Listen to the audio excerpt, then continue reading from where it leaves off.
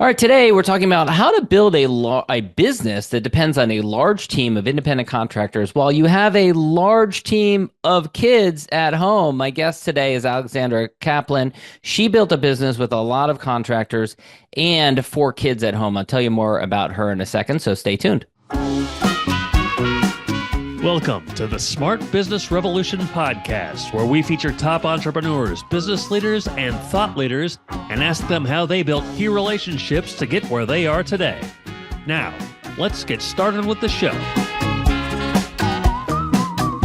All right, welcome everyone. John Corcoran here. I am the host of the show, and you know, if you've listened before, that every week we talk with smart CEOs, founders, and entrepreneurs from all kinds of companies, and we've had Netflix and Grubhub, Redfin, Augusto, Kinko's, YPO, EO, Activation, Blizzard, lots of more. If you check out the archives, you'll be able to check those out. And before we get into this interview, this episode is brought to you by Rise 25, where we help businesses to give to and connect to their dream relationships and partnerships. How do we do that? We do that by helping you to run your podcast and content marketing. We are the easy button for any company to launch and run a podcast. We do the strategy, accountability, and full execution. In fact, we invented what people are calling the Wix of B2B podcasting. It's our platform, Podcast Copilot. And, Alex, I know that for you, relationships are incredibly important, as they are for me. And that's what I love about doing this every day, is talking to people like you, hearing your stories, sharing your stories with the world. And it gives me a lot of joy to do that. So I'm really excited to hop into it. And if anyone wants to know about how you can do that as well,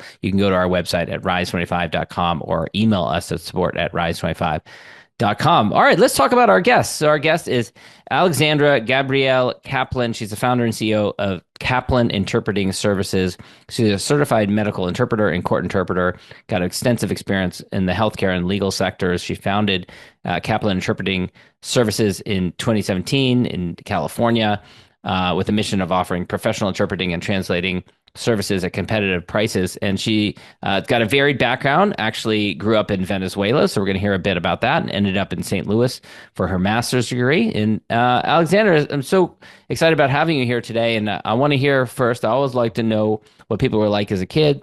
You grew up in Venezuela. Both your parents were doctors and weren't like doing lemonade stands or anything like that. But apparently your dad would pay you to organize and shine shoes. How did that come about? Hello, John, and thank you so much for having me here. I'm so excited. Thank you for this space. So yes, going back to Venezuela, going back to when I was young, my parents, my mom is a dentist and my dad is a doctor. My dad, very organized, still needed more help to be more organized and to get out of the house very early, like at 5 in the morning. So he had his shoes and needed to be polished. So I found an opportunity. I said, hey, how can I just get money? We were doing okay financially, but at the same time, I don't think that back then we were doing any allowance, but I still needed my money to buy different candies and chocolates and stuff, or going to the movies. So I would just, ask my dad, would it be okay if instead of going to polish your shoes at the mall, if I can do it? So that's how it started. That's great. And now Venezuela has, we don't need to get into the whole background, the whole story behind the country, but it has a long history with we'll say strongmen leaders. Do you remember a bit about what that was like from an entrepreneurial perspective? Were there businesses in Venezuela, or was it very difficult for people to start businesses? Do you have a recollection of that when you were growing up there? No recollection, because honest truth, I lived in a hospital. Like basically, instead of going to the movie sometimes with my parents, he would be on call. So we would be, remember those beepers?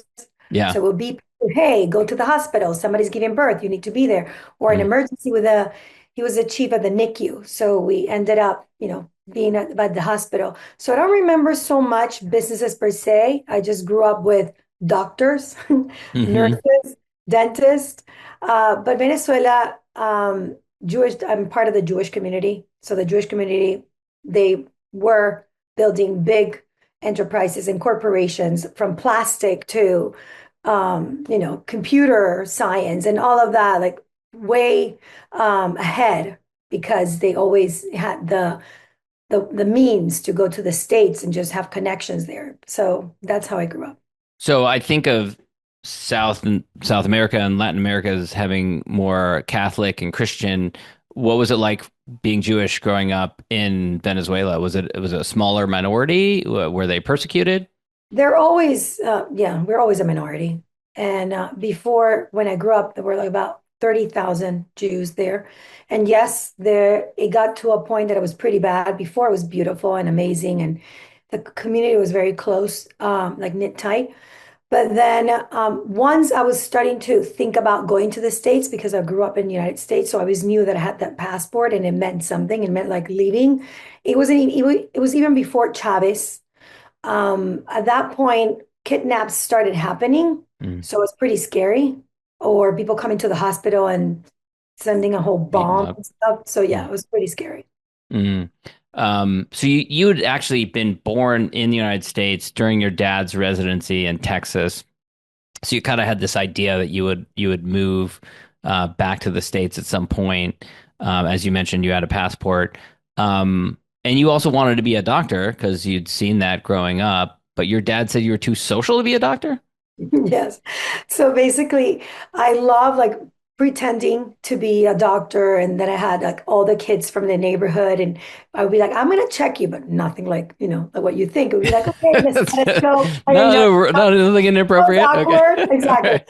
The stethoscope and like checking the heart and saying cuff, cuff more. Those situations are like, oh, come back. I need to see you again. Just, pretend playing. And I applied to medical school and dental school and veterinarian school. Those were my three options, not at all business. And my dad is sat down with me. He's like, listen, do you see my life? We're always, rerouting ourselves to go to the hospital and phone calls all day long. You don't see me pretty much here. Like, is that the life that you want? And I was like, well, I mean, I still like being a doctor. So, well, but it's a lot of work. And I think that you're so social. And I think that you're good with math and accounting, comes easy to you. Why don't you just, try being like applying for business school? I don't know. I remember it not being so hard to convince me. I guess I didn't want to work so hard as a doctor and memorize all those terms. It was pretty scary to see, honestly, not to see my dad so much at home Yeah.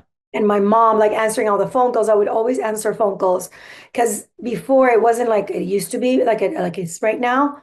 We always would get endless calls. Doesn't matter if he was in the office, we would get them. And it wasn't, my dad didn't have a boundary about that. Mm, So I was like, this that also I don't want my life to be. I want my own schedule. I don't want people yeah. to steal it from me. So I guess Yeah. that was easy for me to say.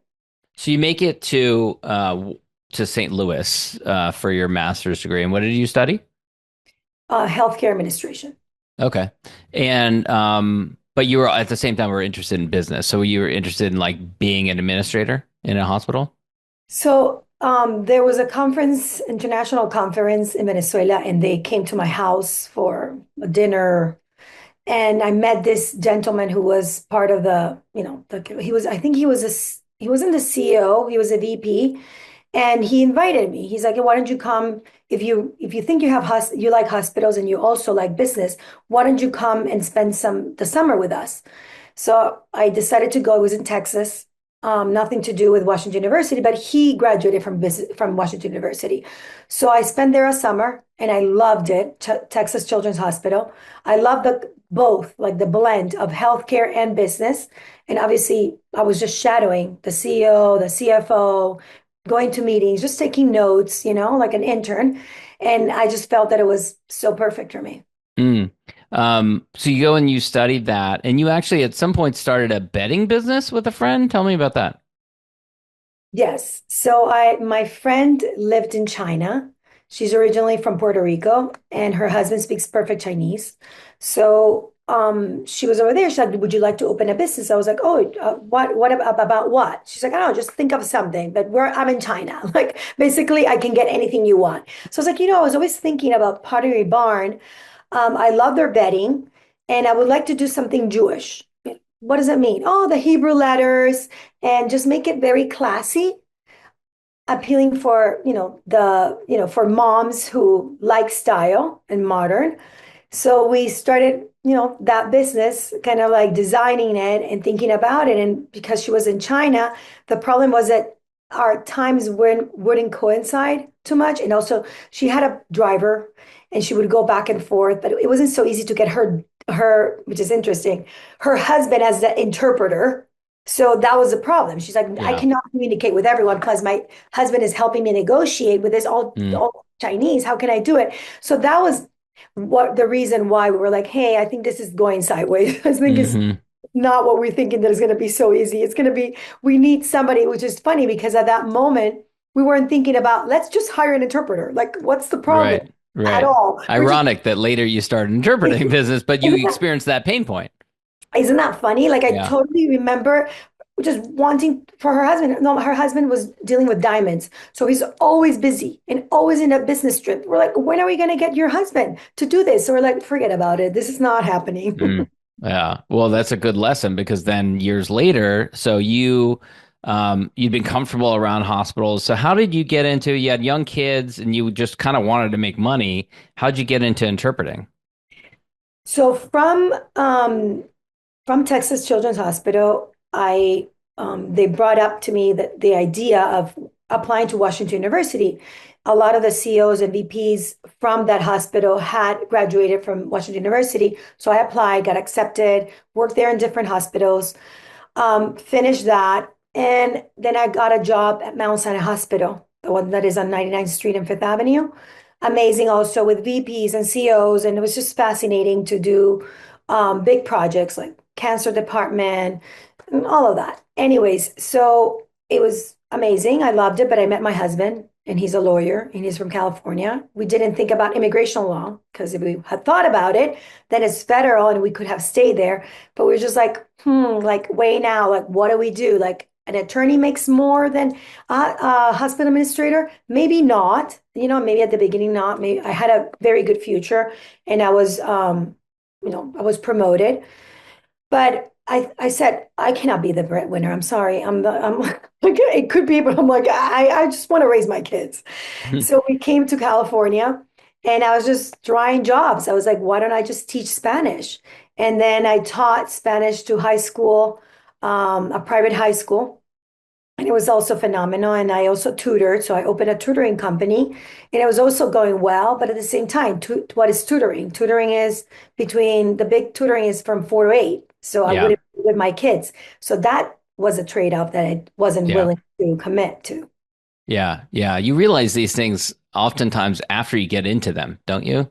Like, wait a second, the peak time is like 4 to 8 p.m. It's when my kids are off of school. I need to not be working then. Exactly. You need to no life work balance. And at that moment, you're really raising your kids. They're really little. They're wondering, where is mommy? Why is she helping me with my bath or my dinner? So I was like, this is not, I don't want this. I wasn't used to babysitters when I was young, even though I live in Venezuela and we had a housekeeper full time as everybody else had. More that my parents were doctors and were almost never there. I needed a housekeeper, but I wasn't used to nannies. So I was like, I Mm. don't think that's something that I want to do. So my husband works in courthouses, right? And he said, why don't you apply to be a court certified interpreter? I've met them. They're social, they're outgoing, they're Latin, they're chatty all day long. You can only interpret for 20 minutes and go back to this back room, do whatever you want, your business, whatever ideas you want. I was like, wow, that seems so nice. And you have vacation time and we can split the benefits. So it sounded perfect. It is better. Yeah, I've been in courthouses before where there's been interpreters. They come in 15, 20 minutes and then they're gone. They can go hang out. They wait. Totally, Yeah. totally. And then I was like thinking, yes, but what if there's a murder trial? Or a rape case? Like, can I actually interpret then? It's going to affect me. Anyways, but I was like, I'll figure it out later. Like, maybe I can ask an interpreter, hey, can we switch? Like, I can do that easy. You never know. Anyways, I decided to do it, very impulsively. Like, yeah, sure. Like, apply. And it was fascinating. After that, I met a friend and she's like, why don't you, if you want to start, not as court interpreter, but if you want to start as an interpreter, here, just apply to this, company. I applied not knowing almost anything. Like I was like, let me just apply and show up and how can I help you? And it was actually in a hospital and it was an injured worker. They didn't need a certified interpreter, which they should, but there was a qualified interpreter, which I was, like, just not much experience, just going to Mhm. school, taking courses. And it was fascinating to me that I was helping this individual who just had an accident, a terrible act, not just, he had an accident, which is terrible at the workplace. And he needed somebody to convey his ideas, feelings, and all of that. And I was thinking, wow, the doctor is getting it from me. It's not getting it from him. Like how exact I have to be, how accurate, and how I cannot miss anything because it could impact him so much is his Yeah. case. And then I just became fascinated to follow all his case. So then when workers come, this was workers come. So workers come, a nurse case manager is the one that will direct the injured worker to the different or make the appointments, right? Like where should you go to a surgeon, plastic surgeon, or should you go to therapy or rehab, whatever it is. So, we would get along and she would see my work and she would be like, hey, can I get you to come to every single of his appointments? I was like, yes, I would love that. I would love to hear what doctors have to say. And I would go to UCI and I would go to Children's Hospital and I will go to UCLA, like all the big hospitals, big doctors, for years experience. And me just knowing all the information, would know the case and would know the diagnosis and the follow-up. It just seemed fascinating to me. And how did you make this shift from doing the interpreting yourself to starting to hire other people and shifting the work off of your plate to others? Because that's not an easy one. A lot of people struggle with that. Right. So I wasn't thinking about anything, to be honest with you. I just wanted more. I wanted more knowledge. I wanted more experience. I wanted to get out there and just go to all these doctors. Like one time I went to a very fascinating appointment where somebody crushed his fingers. So they were trying to see how they would transplant his toes to his fingers. I was like, yeah, but it still is fascinating that's Okay. the possibility. I was like, wow. Ugh, And this getting is the like shivers. one top doctor that can do it here. So can you imagine having that opportunity to experience that? Anyways, so the nurse case manager, I think she was impressed, that, whatever, like I was kind and I really cared to stay even longer, to talk about the appointment really afterwards when we head out. So she asked me, she's like, do you happen to have any Japanese interpreter? I actually need it for like in 2 weeks, like in 2 days. Like, is that possible? Or I should call the company who hire you because I didn't have, I was a sole proprietor. I had my own company name, but it wasn't who was providing the assignments. So I said, let me try.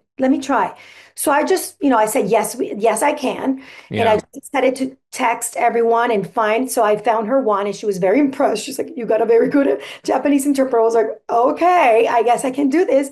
And after her, she told other nurse case managers. So they were contacting me saying, do you happen to have an Urdu? Do you happen to have a Spanish? But court, and it just became like me literally on the iPhone just running my business. And then I was like, but wait, I need to also go to this other cases.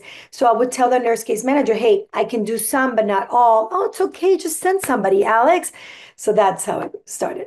So you just gradually, bit by bit, manage your own caseload while also getting these other referrals and referring them to other interpreters. Yeah. Correct. So at what point I would just see like, I cannot be interpreting and I really have to focus and be present and worry about another interpreter that possibly is late. Like I cannot do Right. that. Was there a moment, was there a point where you realized I can't do this myself anymore and I need to just do it full time, or I can't interpret myself anymore? I need to just be working on the business myself? Yeah, definitely. So I was at an appointment waiting for the doctor to come in. So we were just like the patient and I, kind of like door open, waiting. And I just see messages and messages and messages. And I'm like, what is going on? I was like, oh, excuse me, because still the doctor wasn't there. So I was talking and the interpreter was late and the company was complaining. I was like, this is it. This is it. I Hmm. literally, somebody like answering my It's phone. costing you more money by doing the interpreting work and missing the other opportunities. And Yeah. reputation, like it was Yeah. my reputation. Like, Yeah. what? Should answer the phone, or somebody should answer the phone, and this should be solved. If it is not this interpreter, somebody else has to cover. Like, it cannot be somebody's going to miss their appointment because of one interpreter. That anything can happen, right? Right. Traffic, accident, somebody he hit somebody or crashed somebody. Anyways, so I decided to hire someone, which it's not easy. Like trying different people, like who can assist me and who can help me. And then after that, after training people, I said, you know what, I should hire more. So was stepping out of the medical interpretation and more into the court one, but I would have somebody answering my phone calls and scheduling appointments, and I felt more at ease. Yeah. So basically hiring someone to schedule these different appointments and kind of like keep track of all the different interpreters and the clients and things like Right, that. because it's not Yeah. easy. Like you said before, they're freelancers. Yeah. So everybody has their own schedule. Everybody's like their own company. So Yeah. yes, they do care to have a good reputation, but not everyone is like that. So Yeah. you have to really weed through, all the good interpreters, bad interpreters, even though when you know that they're referred, sometimes they, Yeah. life happens. Do you have any tips or tricks for how to determine if someone's going to be dependable and reliable when you are counting on them? I would for sure, because I am an interpreter and I have the community of interpreters, I do ask around, and I am part of many groups on Facebook, LinkedIn. So you would Ask around. you ask around Yeah. and you see their comments and you see how on point they are and you see how much they care, not bash other ones. You see how they're another league. They're not the Yeah. same one as everybody bashing everything and everyone and being negative. Yeah. So I just ask, yeah, I ask around. Um, and so you start staffing these up. You start hiring other people. Oh, I know what I was going to ask you about.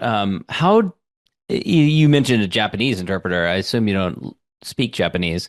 How do you ensure quality and with your reputation on the line in providing interpreting services for language where you don't even speak the language? Like, how do you ensure that accuracy? How do you ensure that? I mean, you can ensure that they're punctual and on time, but how do you, as a business owner, oversee that process when someone else is interpreting a language that you don't speak? So we do require them to be certified, which they're already trained, they're already doing continued education every year. We also ask them for their resume, right? We ask them for all the documents, the necessary documents that they're part of the United States, so you know that they're legal. And you ask around too. You ask around and you Yeah. say, "Hey, have you heard about this interpreter?" Yes, I was doing simultaneous interpreting with him. He's great. Or somebody would say, "No, he's not professional. He's always late." It's basically finding out through all your community how this person is. If you really want to match it with a great client of yours, you have to be very careful. And you also have an intake with him and with with the interpreter, either female or male. You have a conversation and say, "Hey, this is what I'm expecting." Yeah. Um, how, as you built this team, this community of like interpreters who are all, by the way, they're not under one roof. They're going to different assignments, going to court, going to, hospitals. What have been some of the challenges around building, a community, a culture, keeping all these different interpreters happy? How did you manage all that? It is tough because, as you said, not only you have to keep them happy and have a relationship with them, but also you have to have a relationship with the nurse case managers and with the attorneys and with the VPs and CEOs of different organizations, or somebody who's from a school, right? Because we also send interpreters, or somebody from the city hall. So you have to keep both parties happy. And it's challenging, it's very challenging, but we try to always remain professional at all times. Like, if, how humans are humans, and one day they will be in a bad mood and they would be like, "What's going on? You sent me to do different assignments."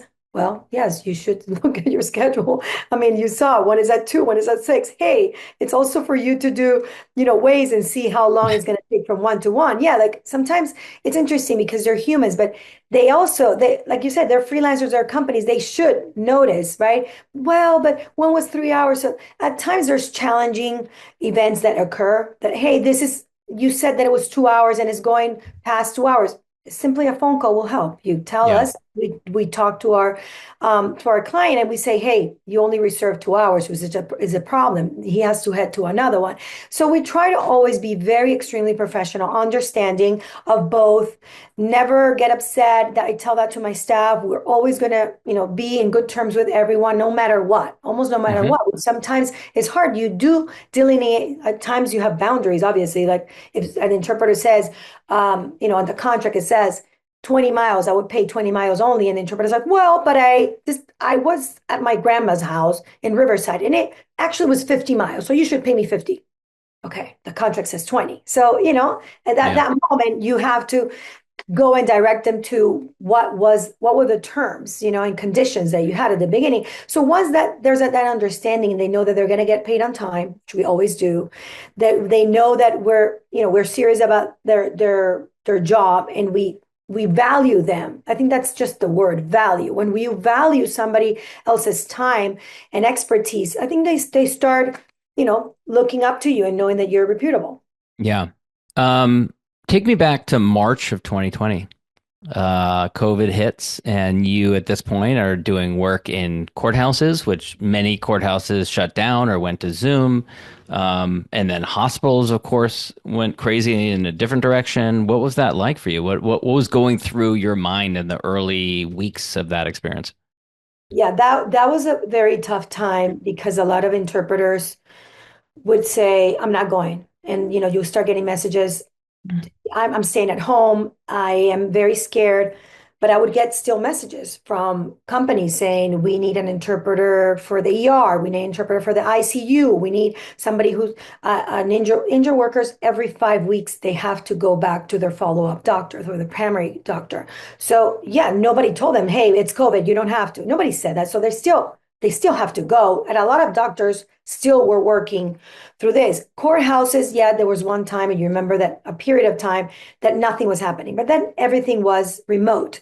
So there was a challenge of how do we teach our own interpreters how to connect remotely? Me, I can just watch videos and just start doing it, but I'm not them. They have fear. So we had to get on the phone and say this, pretend that we were doing an interpretation and this is how you do it. You switch this button, you switch the other one, unmute, mute. Believe it or not, we had to go through those basics of Teach remote. them how to use Zoom, basically, right? Yeah. Yeah, because a lot of them were like, I am not doing it. I am not, I don't know how to interpret on the phone when some of them are not. Some of them didn't want to do it. Some of them had losses, that, or people in the hospital. So I was pretty much operating myself, to be honest with you. Me and like very few interpreters who were agreeing to go. I didn't have so much fear. Obviously, I don't want to be contagious, but I was like, look, there's stuff. I start wearing all the protective, equipment, and that's all I can do. The best face mask, the best gloves, how you remember how So at that point, had you stepped out of interpreting and you had to step back into doing interpreting? That's a Wow. good point. Yes. At that point, I was like, okay, no time to think about being the CEO. I am now back in the field and I'm back there helping. I really felt that I was one of those important members of the team, of the medical team. Like if I'm not there, who's going to do it? People weren't going to Santa Barbara. I was heading to Santa Barbara from LA. I was heading to Palm Springs, Riverside. I was doing all because Wow. I felt if nobody's doing it, who's doing it? Yeah. So I decided to do that. And then possibly, I can't remember exact time, but 2, 3 months. Then when the courthouses decided to do in hearings remotely, I'll figure it out. I said, I'm going to figure it out. And that's when I taught my staff. But it was, challenging as it was for everyone. But we continue. We never stop, not even one. So, of course, the COVID pandemic kind of started in Seattle, and then it was in the Bay Area, and then New York and LA and everything. Was your family scared at all for you as, in the first couple months of the pandemic as you were going from hospital to hospital, even if you were wearing, PPE? I don't think so. I don't think my husband was, believe it or not, a lot of people in court, they kept on going. And that was was my husband. Very, very few days he did not go. Somehow he was like, oh, we're all here. He was wearing everything too. So he's going to lock up. Like what more germs you can find when they're on the bathroom. Yeah. So, and my dad is a doctor. He would do almost anything to get out there. So I just felt that it was very important for me to show up. I could turn that off of the contagious part. I mean, I don't want to say it too loud, but I haven't gotten COVID yet. Wow, that's impressive then. And how long did it take for your team, the translators, to start coming back? A long time, a long 6, 7, 8 months, 9 months. I was getting a little bit more and more and more. A lot of them, I mean, it was so sad. One day there was one interpreter of mine that we used to text all the time. I think she's from Santa Barbara. And she wasn't answering me. And then her daughter answered me. And she says she's no longer alive. She had Hmm. COVID. That was one of the saddest moments because I Oh, was like, wow. yeah, because everything is done through text or calls, Yeah.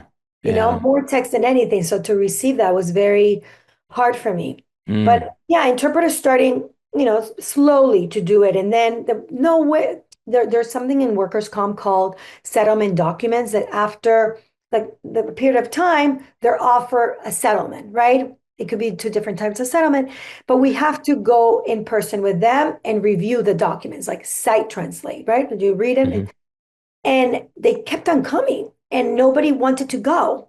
I mean, those are Mm. for court interpreters. And I would be like, I'm going. But yeah, it was hard. Like I was gonna go, I wasn't gonna go inside of somebody's house, not knowing how how they clean it, Mm. sterilize it. So I'm more Mm. comfortable outdoors. So I'll be Mm. like, hey, can we do it outdoors? Can we do it, more than 6 feet distance? And Mm. obviously I would make sure not to shake hands or the pen, remember only your Yeah. pen. Yeah. But it was a hard time, but we Yeah. survived. Um, I wanted to ask you about, during this period of time, so you kind of get the company is kind of up and you kind of get the translators are coming back into the business. And then 2022, I believe it is, end of 2022 was when ChatGPT came out and we have AI and stuff like that. What's your thoughts on new technologies? Do you see that as a threat to your industry? Does it worry you? It doesn't worry me. I mean, it has come up in so many of, EO talks or my forum talking about it. It doesn't worry me yet, right? Obviously, I do both interpretation and translation. I can see it more on the translation side, but not onto the um, interpretation, which is oral, right? Hmm. It's like my husband says, like the day that you will be replaced, I will be replaced, the judge will be replaced, the bailiff will be replaced. I mean, nobody's going to be there. Like we're all going to be AI. If I'm going to Yeah. replace, trust me, an attorney also will be. So Yeah. feel that with medical and legal, there's still that component of let's have a human interpreter here. It's still they care. The translation part, it could be that if immigration doesn't request certified documents, it could be that people just believe that they're bilingual by doing Duolingo and just using Google Translate, which is a danger. Mm-hmm. Um, but AI, as we know, it's not perfect, and you still need a human reviewing it. And it's the same as attorneys. You're not going to draft a contract and say, "Hey, attorney, can you just read it over? Just tell me that Yeah. it's okay." No, the attorney Yeah. wants to draft it themselves. The same with a translator. I don't want your project. I want to start from scratch and know that it has my signature, right? I'm Mm-hmm. the artist.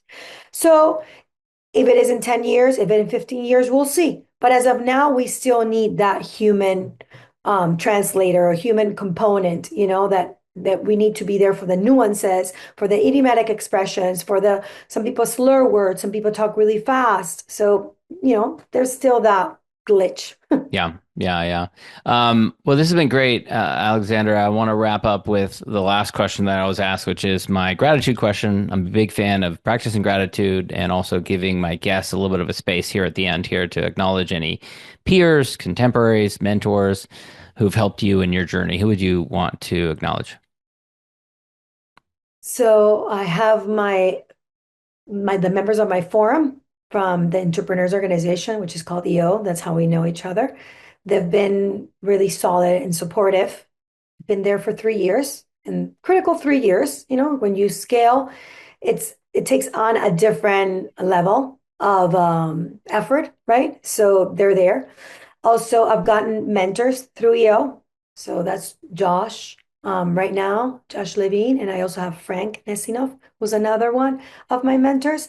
And, I use a lot of the tax money and I use a lot of SBDC. If nobody knows, you should, you're an entrepreneur, you should go to SBDC or also SCORE. So those are organizations that are free to use, free help. I also took Goldman Sachs course, 10,000 Small Businesses, great too. anybody should know about that. And Yeah, then my business partner Jeremy did it. Yeah, it's a great program. it's a great program. Well, Yeah. I also took the Latin Business Action Network, the one from Stanford. So great resources. So though I'm very, very grateful that I got myself to be signed up and finish those courses. Yeah, you are a true gradual student, as they say. Yeah. Not a graduate student, a gradual. Keep on doing it. Keep on doing it. Totally, I am I too, know that. guilty as charged. I've done all kinds of programs as well. So That's how we gotta do it. That's how we grow. I don't know. look, you any gotta other you thing. gotta remain top of your game, and you gotta constantly be educating yourself and learning new things. So I think that's great. Yeah. It's true. Thank you so much. Alexandra, where can people go to learn more about you and connect with you?